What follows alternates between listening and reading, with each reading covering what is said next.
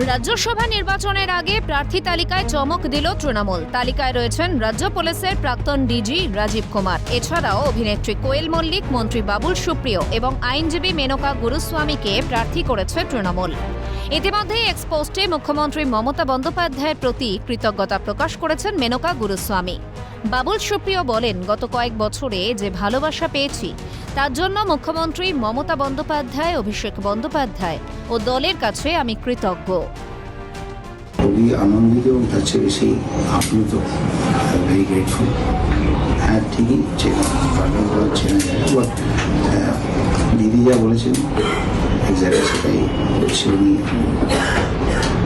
আমার সেরাটাই দেওয়ার চেষ্টা করব। আর সবচেয়ে বড় কথা হচ্ছে যে বিগত কয়েক বছরে যে ভালোবাসা আমি পেয়েছি এবং গান গাইবার পূর্ণ স্বাধীনতা, এগুলো সব কিছু আমাকে প্রচণ্ডভাবে ইন্সপায়ার করেছে। তো আমি অত্যন্ত কৃতজ্ঞ দিদি, অভিষেক ব্যানার্জি এবং দলের কাছে আমাকে একটা অন্য প্ল্যাটফর্ম সেখানে আমার সুযোগ দেওয়ার জন্য ঘোষণা। অন্যদিকে প্রার্থী তালিকা ঘোষণা হতেই সরগরম রাজ্য রাজনীতি। রাজীব কুমারকে পুরস্কৃত করা হয়েছে। বিজেপি রাজ্য সভাপতি শ্রমিক ভট্টাচার্যের গলায় কটাক্ষের সুর। রাজীব কুমারের প্রজ্ঞা বা মেধা নিয়ে কারো কোনো প্রশ্ন নেই। রাজীব কুমার রাজ্যসভায় যাচ্ছেন, তৃণমূল কংগ্রেস তাকে পাঠাচ্ছে, এটা সম্পূর্ণ তৃণমূল কংগ্রেসের বিষয়।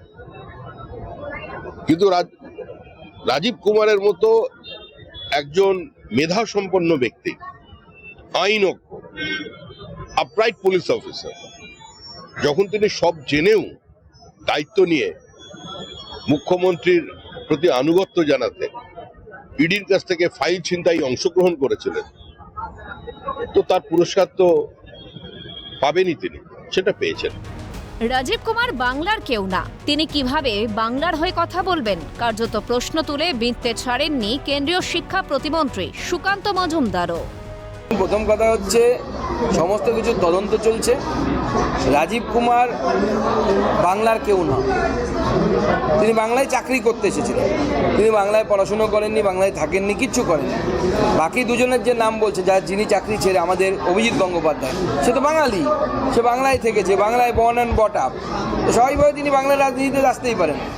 একজন রাজীব কুমার যিনি জাস্ট চাকরি করতে এখানে এলেন, তার আগে বাংলার সাথে কোনো সম্পর্ক নেই, সে হঠাৎ করে বাংলার হিতৈষী হয়ে যাবে?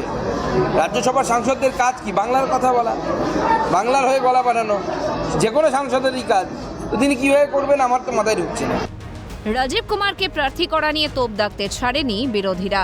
এই প্রসঙ্গে পুর ও নগরোন্নয়ন মন্ত্রী বলেন, এর আগেও অনেক অফিসার অবসরের পরেও প্রার্থী হয়েছেন। নিশানায় গেরুয়া শিবির। বিচার ব্যবস্থা আলাদা, বিচার ব্যবস্থাকে পেনিট্রেট করাটা আলাদা অন্যায়।